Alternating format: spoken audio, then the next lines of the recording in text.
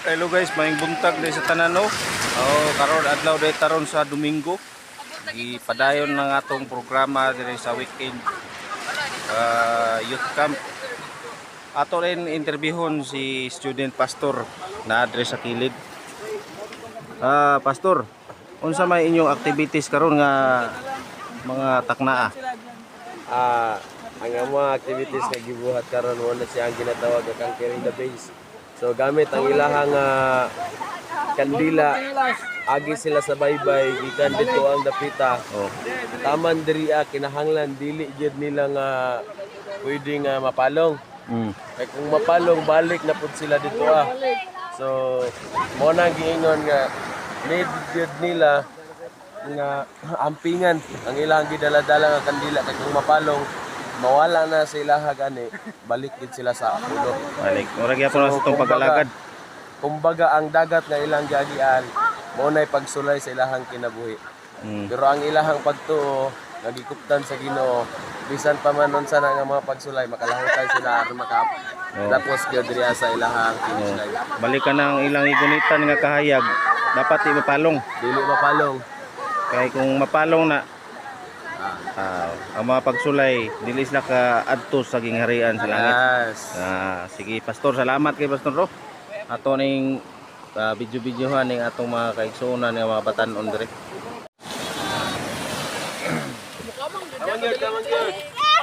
Muna atong mga kabatan-onan karon. Gigunitan lag maayo ang ilang kahayag aron dili mapalong.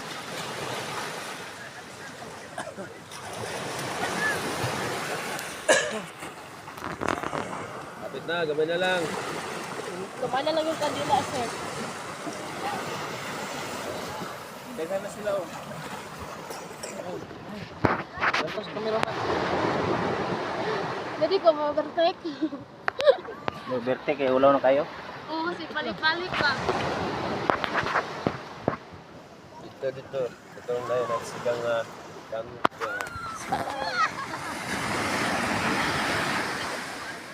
No, di pud basta-basta ning usa ka batan-on dire oh. Hapit na siya maka-survive mga kaigsunan. Asa naman ka?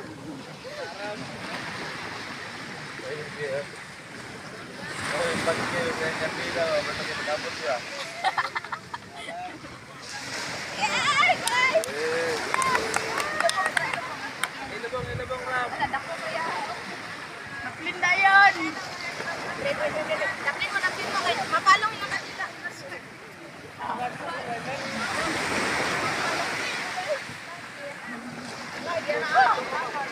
Kuya yung gingan na rin eh. Sister, ikaw ang nakauna dire? So ato na interviewon no. Mao gyapon ni ang nakadaog gahapon sa games nga ano to? Heaven and Hell. Ya karon, sister, unsa may imong sikreto nga kaduha naman ka natakadaog karon? Ano nito karang kamot lang. Ning kamot lang gyud. Nagpatlaon. Oh. Unsa pa gyud? Ano dapat ka ng labanan mo kanang mga hardship. Para sa hangin nga balod, mga piskan. Kailangan din mo siya kanang cover yung candle para mapalong. So dire guys no, ginabutang nila ang mga suga dire kung mga survivor nga mga kabatanunan. So tanawon kung atong tanawon mura po siya ko ano kanang soul ba. Oh, giubok dire mo ni ang magamao na imong paglaom nga makadto sa langit. Muna si sister ang pinakauna nga nakapapugbok sa iyahang kahayag diri. Niya nagsunod-sunod na ang uban nga mga kabatanunan. Kila pa lang ni kabuk ang nakasurvive, 1, 2, 3, 4, 5, unom pa lang sila. Napa dito Nagsige pa na sila balik-balik mga kaigsuonan no.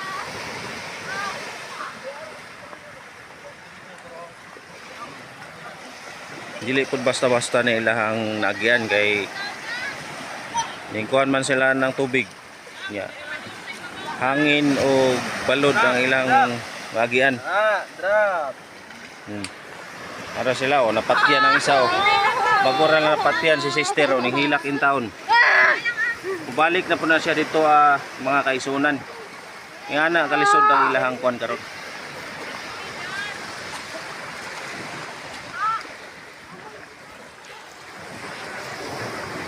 Kinahanglan gyud nato og pasensya ni nga dula.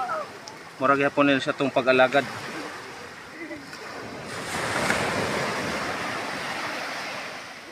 O atong pangayuan o testimonya si Pastor April. Pastor, unsa may imong ikadugang nga mga mensahe diha?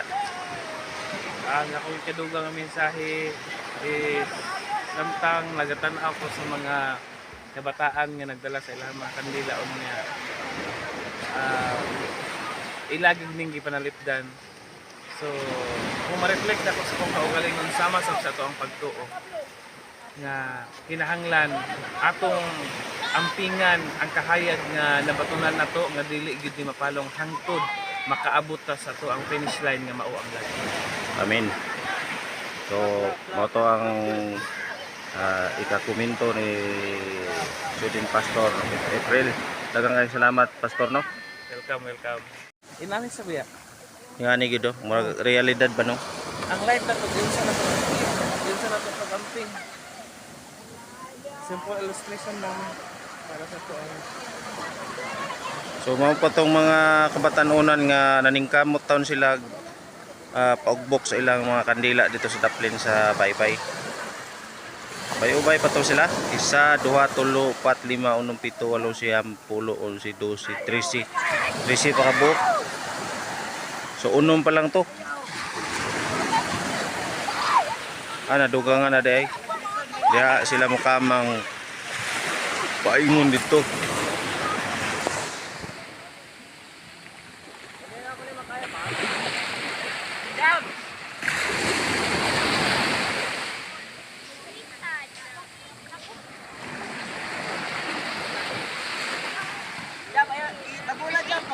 So mao ni atong master guide, no? Pastor, good morning. Morning. Unsay atong maistorya da sa mga kabatanunan? Akong mastorya sa ilang padayon mo din sila sa ilang kita man ang suga sa atong iglesia atong padayon o ilang padayon na pagsigya sa ilang suga. Sa ingon pa nako nga mga batanon sama lang sa mga sugnod nga kung magkahiusa kusog ang kalayo ug mausab sa ilang pagkinabuhi kung sila magkahiusa sila may posibilidad na maglisod sila kanang pukan lisod sila mabalda sa atong pag-alagad. Pero kung ang isa gani kasugnod maginusara nagay posibilidad nga mapalong tungod kay wala na makahatag ng nagsuga. So mausab sa ilang pagkabatanon dili dapat sila mag-inusara kay kung mag-inusara may posibilidad nga mawala sila sa atong iglesia. Inig mapatyan dahil sila dito sa tunga-tunga na pwede sila musindi. Pwede na musindi. Mao din na mga kaigsunan. Pag kinabuhi na itong Kristohanong usahay, mapalo mo gid ang atong suga pero padayon gihapon nato nga kay siga. Nagay mo padasig kun nga mga kaigsunan, no? Kaigsunan, pamilya, pastor, isig kabatanon, mga pastors, master na to nga atong nagbubuhat. mga mensahero. So, daghang kay salamat sa imong kuan, Pastor, no? Imo ang manindot nga panghuna-huna. O karon mo na pod ang nisunod nga mga kabatanunan.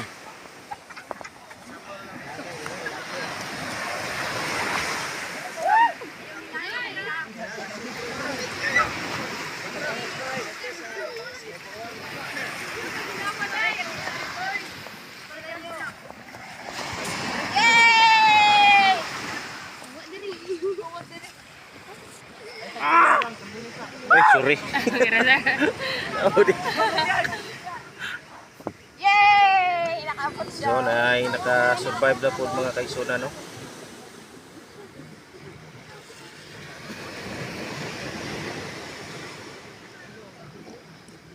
Go, go, go.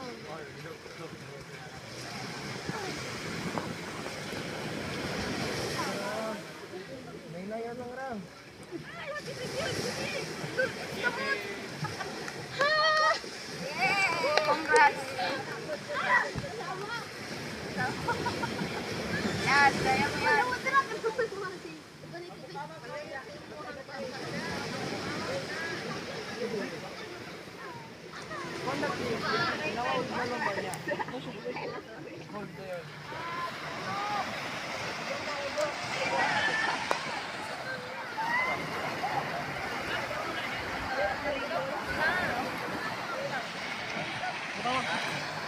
interviewon dito no mga kuan sila, mga ginikanan. Mga sister, unsa may atong naobserbahan karon og ba istorya sa programa? Mayo kasi sila. Ay, matawi ako. Ay, magaling. Nga na-experience nila, nakikita na ako sa ilahan na talagang sinisikap sila na maabot nila ang kanilang destination para sa ating pananampalataya ba, na may goal tayo, na hinarin tayo kung saan na gusto natin aabutin. Kaya ang ibig sabihin na tayo ay maging matatag sa ating pananampalataya. Tayo ay sinisikap para abutin natin ang ating mga pangarap. Daghang salamat no sa inyong panahon. May buntag rin sa inyo ano. Sa inyong pag-obserba sa inyong mga kabatanunan, unsa pa inyong maistorya sa ilaha?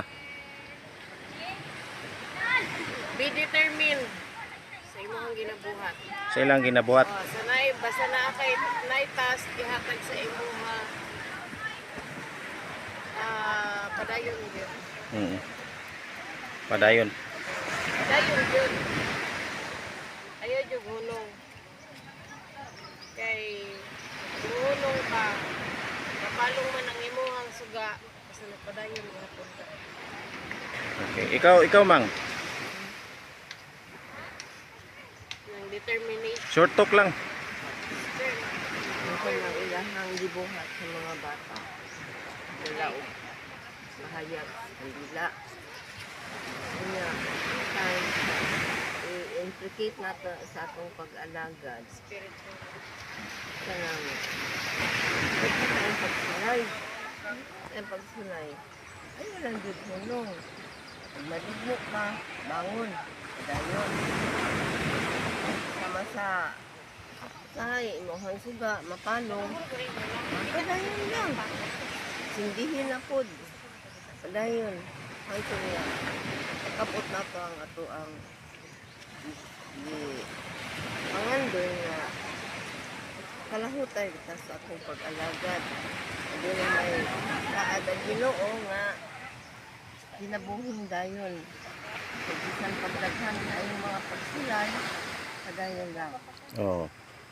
So salamat kay Mang no sa imong komento o mao to guys no, padayon na tong ilang mga katikaran dito. Andito na sila, tapos namatay na yung candle nila. Pero bumalik pa rin talaga sila. Yung hindi sila nawala ng pag-asa. Bumabalik sila. Parang sinisikap ba na talagang gusto nilang aabutin. Parehas na po na sa ito ang pag-alaga, grabe. Oo. Napalong gariga kung suga. Ako pasigahan magpalin. Kapag tayo ay nagkakamali, ibig sabihin, meron tayong pagkakataon na bumalik para tayo ay lumapit lagi sa Panginoon. Kaya try and try Oh.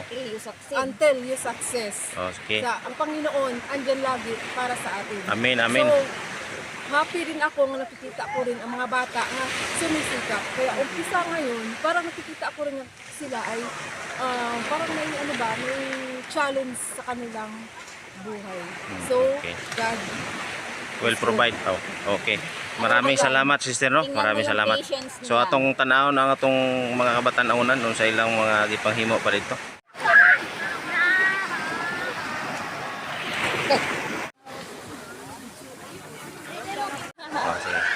Masabi.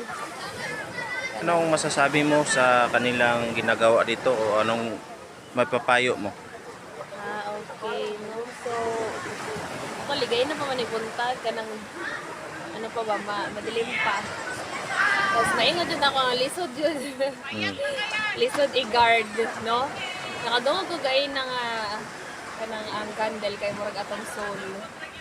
Diba? Kanang lisod yun siya i-guard sa kalibutan. night times nga masweta, night times nga atong soul or atong faith sa Ginoo kay mawala, mapatay. Tapos mausab na tabalik sa start sa atong relationship with God, no? Kanang lisod siya i-maintain pero at the same time dili siya imposible. Kay naay gyud mga nakaabot dito sa finish line, daghan na pud sila. So hard work and of course connection with God.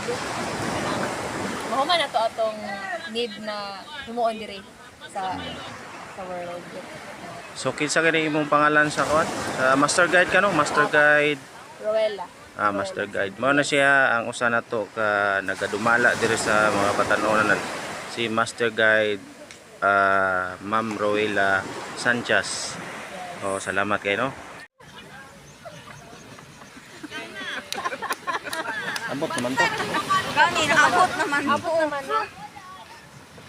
Yay, makambak na ko. Yay! Comeback! Yes, nakarating si Ray. Nakailang balik. Oh, mapasok ka. Yes. Oh, sumabay pa si Jam. Mabaw ah. Naya lang Jam. Alagahan. Anda. Dali kasi hindi. Oo, dali lang. Okay na ba sa Nasle tapad? Oo.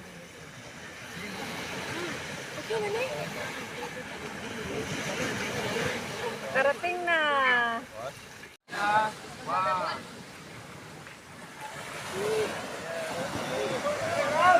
Mao to ang panghitabo diri no. Dapat yun kuptan yun nimo ang imong nabatunan aron walay makaagaw sa imong kurong-kurong. Mura to ang pakuan ato mga kaigsuonan no. Ang kandila nagpasabot nga moto ang atong espiritu. Dapat magbadasigon ta sa atong pag-alagad. Maskin unsa kadagko sa balod sa kinabuhi, mga pagsulay, mga problema, ato gina silang i-maintain ang atong kahayag o ang maluyahon sa pag-alagad ato apo silang pahatan sa katasigon o napay mga aktibidades karong adlaw, alas karong adlaw. Daghang kayong salamat sa inyong pagtan-aw o pag-support sa akong YouTube channel. Mayong adlaw sa inyong tanan o God bless.